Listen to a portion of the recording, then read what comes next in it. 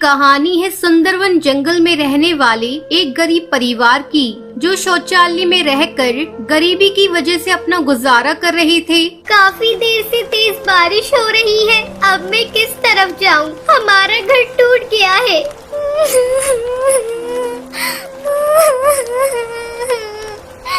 जा बेटी, अपनी बहन पिंकी को ले आ। फिर टुनटुनी पिंकी को ले आती है और तीनों पास के जंगल में छोटे से घर में चली जाती हैं। अब काफी तेज बारिश की वजह से और कमरा छोटा होने की वजह से उस कमरे में पानी आने लगता है। तभी उस पानी में सांप आ जाता है और पिंकी डर जाती है। तभी टूनी चिड़िया और टुनटुनी चिड़िया जल्दी से उस सांप को बाहर भगा देते हैं। फिर टुनटुनी रोते हुए कहती है,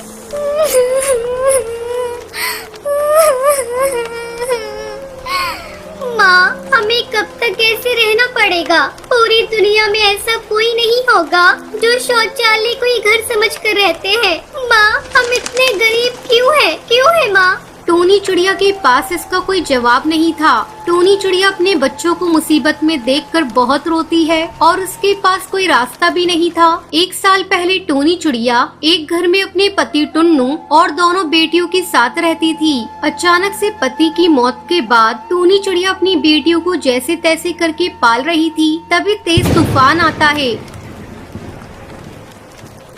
और उसमें उनका घोंसला टूट जाता है। टूनी चिड़िया साहूकार के दफ्तर जाती है।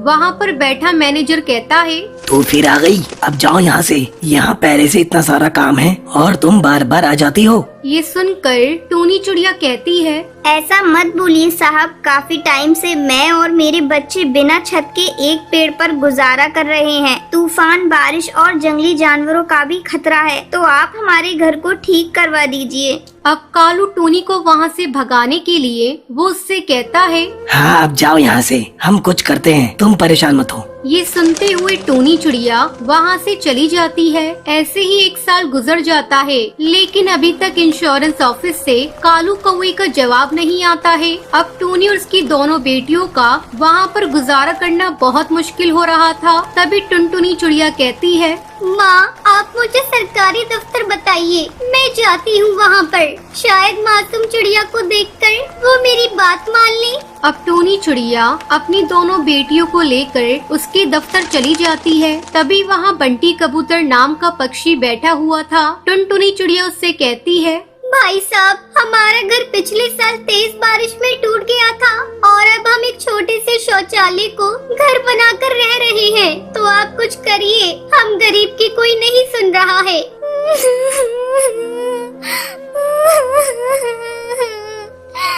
अच्छा ठीक है, अब रो मत, मैं ऑफिसर से बात करता हूँ। अब ज्यादा काम की वजह से बंटी कबूतर टुनटुनी चिड़िया की बात को भूल जाता है। ऐसे ही कुछ दिन गुजर जाते हैं। एक दिन बंटी कबूतर की माँ नदी किनारे पानी पी रही होती है। तभी बबली कबूतरी का पैर फिसल जाता है। तभी वहाँ टुनटुनी आकर उसे बचा लेती है। बंटी की माँ बबली कबूतरी उससे कहती है, बेटा, तुम इतनी सी हो, तुमने अपनी जान की परवाह नहीं की और मुझे बचा लिया। अब तुम्हें कोई भी मदद की जरूरत हो तो मुझे बता देना। फिर टुनटुनी चिड़िया उसके सामने रोने लगती है और उससे कहती है,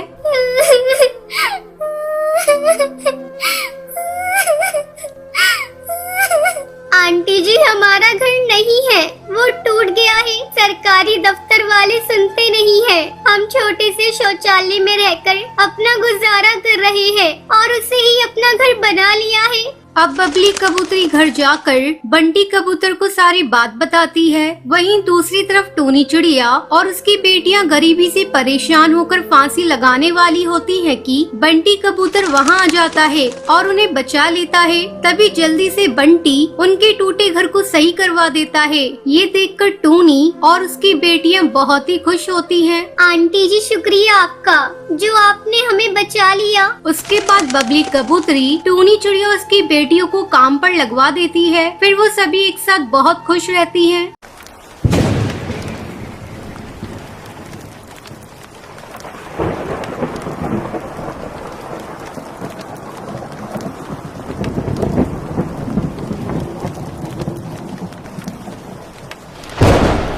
ये कहानी सुंदरवन के एक जंगल की है। उस जंगल में टुनटुनी चिड़िया एक पेड़ पर अपना घोंसला बनाकर रहा करती थी। उसके पास वाले पेड़ पर कड़कनाथ कौआ अपने परिवार के साथ रहा करता था। उसका एक बेटा था कालू कौआ, वो बहुत ही आलसी था। कुछ दिन पहले ही टुनटुनी चिड़िया ने एक अंडा दिया था और आज उस अंडे में से एक नन्ही चिड़िया बाहर आती है।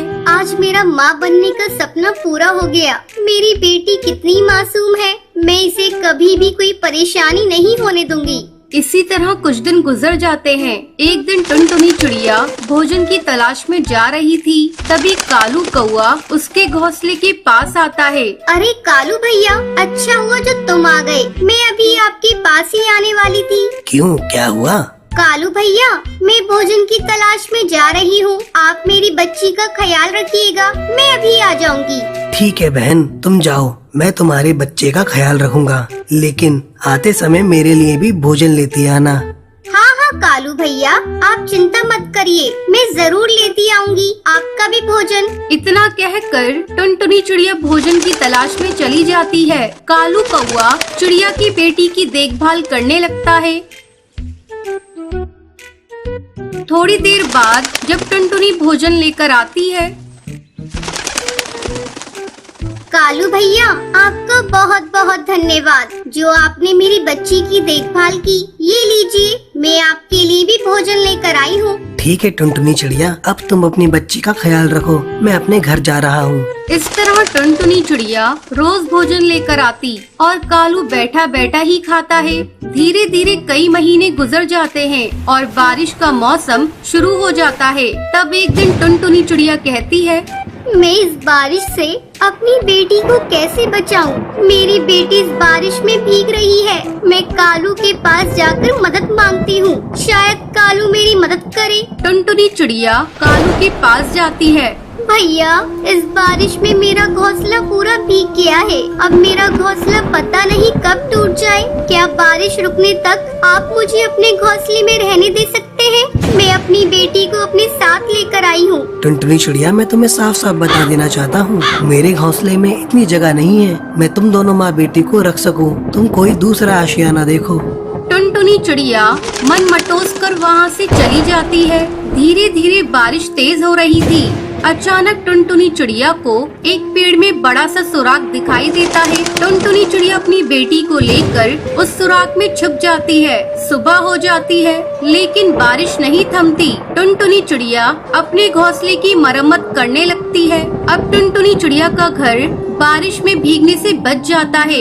इस बार टुनटुनी चिड़िया अपने घोंसले को छाते से ढक देती है। कालू कौवा टुनटुनी के घोंसले को देखकर कहता है, अरे ये टुनटुनी चिड़िया तो बहुत ही चालाक निकली, इसने तो अपने घोंसले को छाते से ढक लिया है। मैं मौका देखकर इसका छाता चुरा लूंगा और अपने घोंसले में लगा दूंगा।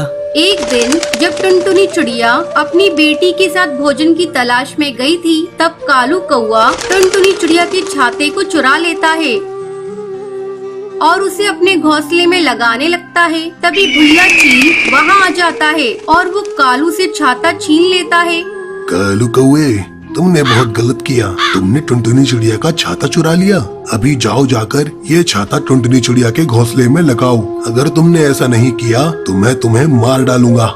भुल्ला चील के डर से कालू कौवा छाता ले जाकर टुनटुनी चिड़िया के घोंसले में लगा देता है। फिर उस जंगल के सारे पक्षी और टुनटुनी चिड़िया अपनी बच्ची के साथ खुशी खुशी रहने लगती है। एक गांव के जंगल में टूनी और टुनटुनी नाम की दो बहनें रहा करती थी। दोनों का स्वभाव एक दूसरे से बहुत अलग था। टूनी अक्सर शहर जाने के सपने देखा करती थी। एक दिन टूनी टुनटुनी से कहती है, टुनटुनी, इस गांव में मेरा दम घुट रहा है। काश हम लोग भी शहर में रहते तो अपने दिन भी मजे से कटते। तुझे पता है, कल ही कालू कौवा शहर से आया है। वो शहर की बहुत तारीफ कर रहा था। तब टुनटुनी अपनी बहन को समझाते हुए कहती है, लेकिन दीदी, तुम्हें पता भी है शहर में रहना कितना कठिन हो गया है। शहर में ना तो पीने के लिए पानी मिलता है और ना ही सांस लेने के लिए ताजी हवा। चुप हो जा, बड़ी आई शहर की बुराई करने वाली। तुझे ये सब कैसे पता? ओहो दीदी, ये सब मैंने अखबार में पढ़ा था। टुनटुनी तुझसे कुछ भी कहना बेकार है, तू नहीं समझेगी। खैर टुनटुनी, मैं कालू कौवे से मिलने जा रही हूँ। इतना कहकर टूनी चिड़िया वहाँ से चली जाती है और कालू कौवे के पास पहुंचकर टूनी कहती है, कालू, मेरा भी शहर जाने को बहुत मन करता है, लेकिन क्या करूँ? जब भी कहती हूँ मम्मी पापा मुझे डांटने लगते हैं। अरे टुनी, इसमें सोचने वाली कौन सी बात है? अगर तुझे शहर चलना है तो तू मेरे साथ चल। कब तक तू अपने बूढ़े माँ बाप के लिए अपनी जिंदगी बर्बाद करती रहेगी? कल सुबह मैं शहर जा रहा हूँ। अगर तुझे जाना होगा तो तू सुबह मेरे पास आ जाना। अगले दिन टूनी चिड़िया बिना किसी को बताए कालू कौवे के साथ शहर चली जाती है। शहर आकर दोनों साथ साथ रहने लगते हैं। धीरे धीरे दोनों को एक दूसरे से प्यार हो जाता है और एक दिन दोनों शादी कर लेते हैं। कुछ दिन इसी तरह गुजर जाते हैं। एक दिन टूनी चिड़िया को अपने घर की याद आती है। अगले ही दिन वो अपने गाँव आती है। जब वो घर आती है उस समय टुनटुनी घर का काम कर रही थी। जब वो टूनी को देखती है तो उसे पहचान नहीं पाती और कहती है, कहिए आपको किससे मिलना है? इस समय मेरे माँ बाप भोजन की तलाश में गए हैं। तब टूनी कहती है, अरे टुनटुनी, तूने मुझे पहचाना नहीं? मैं टूनी हूँ, तेरी बड़ी बहन। देख मेरी ठाट बाट, मैं बिल्कुल हीरोइन लग रही हूँ और तू अपने आप को देख, बिल्कुल काम वाली बाई लग रही है। दीदी, मैंने तो आपको पहचाना ही नहीं। वैसे एक बात मैं आपको बता दूँ, मुझे आप हीरोइन कम चुड़ैल ज्यादा दिखाई दे रही है, तभी तो मैं आपको पहचान नहीं पाई। और सुनो, आप इसी वक्त यहाँ से चली जाइए, वरना अगर मम्मी पापा आ गए तो आपको धक्के मारकर भगा देंगे। टुनटुनी, तू मुझे देखकर जल रही है, इसलिए ऐसा बोल रही है। मैं मम्मी पापा से मिलकर ही जाऊंगी। उस दिन आपको अपनी मम्मी पापा का जरा भी ख्याल नहीं आया जब आप इस घर को छोड़कर चली गई थी, वो भी किसी को बिना बताए। टुनटुनी, आप ज्यादा मत बोल। तू मम्मी पापा की सेवा कर रही है ना, यही बहुत है। तू गांव की है और गंवार ही रहेगी। मुझे इस गांव में नहीं रहना था, इसलिए मैं शहर चली गई। मैं तो कहती हूँ अब भी कुछ नहीं बिगड़ा, तू भी मेरे साथ शहर चल। आने दे मम्मी पापा को, मैं उनसे कहूँगी कि वो इस घर को बेचकर शहर में एक नया घर खरीद लें। तुझे भी शहर में रहने में बहुत मजा आएगा। तभी उसके मम्मी पापा वहाँ आ जाते हैं। उनकी माँ रानी चिड़िया टुनटुनी से कहती है, टुनटुनी, तूने इसे घर में क्यों आने दिया? ये हम लोगों के लिए मर चुकी है। अब तो मेरी बस एक ही बेटी है और वो तू है। अब तो इसका मुंह भी मुझे नहीं देखना। ये जहाँ से आई है कह दे वहीं चली जाए। टुनटुनी अपनी बहन को घर से बाहर निकाल देती है। टूनी वापस शहर लौट आती है। अचानक एक दिन उसकी तबीयत बिगड़ जाती है। तब वो कालू कौवे से कहती है, सुनिए जी, लगता है अब मैं नहीं बचूंगी। आप ये खबर मेरे माँ बाप तक पहुँचा दीजिए। मैं अपने किए की माफी उनसे मांगना चाहती हूँ। ठीक है, मैं ये खबर उन तक पहुंचा देता हूँ। कालू कौवा डाकिए के जरिए टूनी की खबर उसके घर वालों को देता है। टूनी की बीमारी की खबर सुनकर टुनटुनी से रहा नहीं जाता और वो शहर आती है। जब टूनी अपनी बहन को देखती है तो वो उससे माफी मांगती है। तब टुनटुनी उससे कहती है, दीदी, अब तुम सोचना बंद करो। मम्मी पापा ने तुम्हें माफ कर दिया है। अगर तुम्हें शहर में रहना अच्छा लगता है तो तुम खुशी खुशी यहाँ रहो। मम्मी पापा को अब तुमसे कोई शिकायत नहीं है। टुनटुनी के मुंह से ये बातें सुनकर टूनी को बहुत ही राहत मिलती है और वो धीरे धीरे ठीक हो जाती है। इस तरह दोनों बहनें अपनी अपनी जिंदगी हंसी खुशी बिताने लगती है।